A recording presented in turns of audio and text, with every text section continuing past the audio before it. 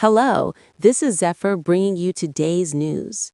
First of all, here's the news: Greta Thunberg and other activists detained as Israeli military intercepts Gaza-bound aid ships.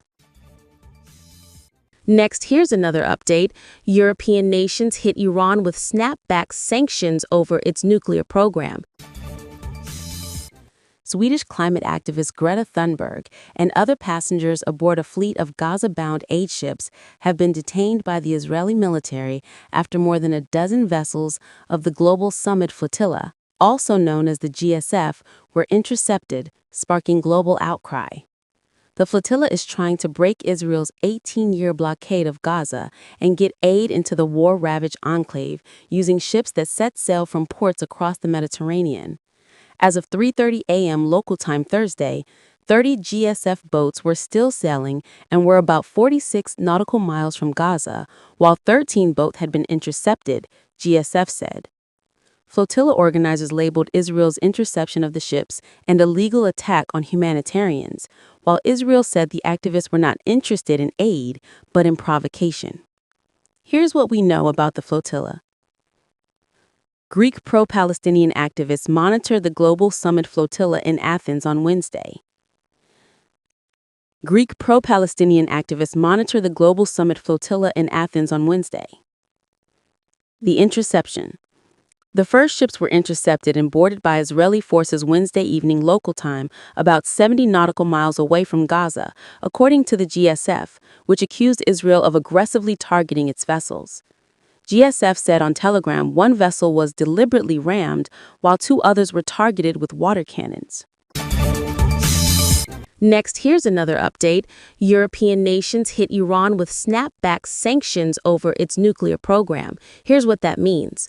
Iran was hit with so-called snapback sanctions on Sunday local time at a time of high tension in the Middle East. But what does that mean? The term is used for the reimposition of United Nations sanctions against Iran a decade after they were suspended as part of a landmark deal to limit and monitor the country's controversial nuclear program. France, Germany, and the United Kingdom said they had no choice but to trigger the snapback, accusing Iran of not meeting its obligations under the agreement.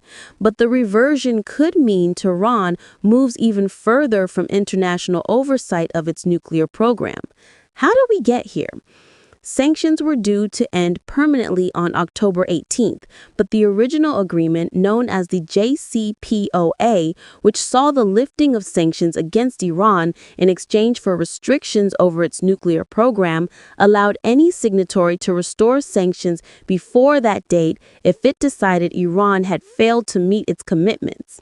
In August, European negotiators told the UN Security Council that Iran had violated the near entirety of its JCPOA commitments and that Europe was preparing to trigger the snapback mechanism.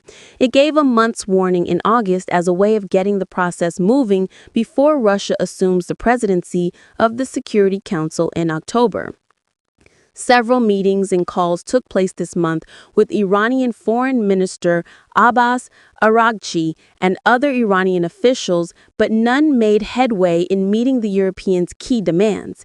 Evidence that Iran is prepared to find a diplomatic solution, comply with monitoring and inspections by the International Atomic Energy Agency, IAEA, and account for the state and whereabouts of more than 400 kg of highly enriched uranium. The European nations also want the resumption of Iran's direct talks with the United States. দর্শক, সম্পূর্ণ ভিডিওটি দেখলেন, আশা করি বিষয়টি বুঝতে পেরেছেন। এই নিয়ে আপনার গুরুত্বপূর্ণ মন্তব্যটি অবশ্যই কমেন্ট বক্সে জানিয়ে দিবেন। ধন্যবাদ।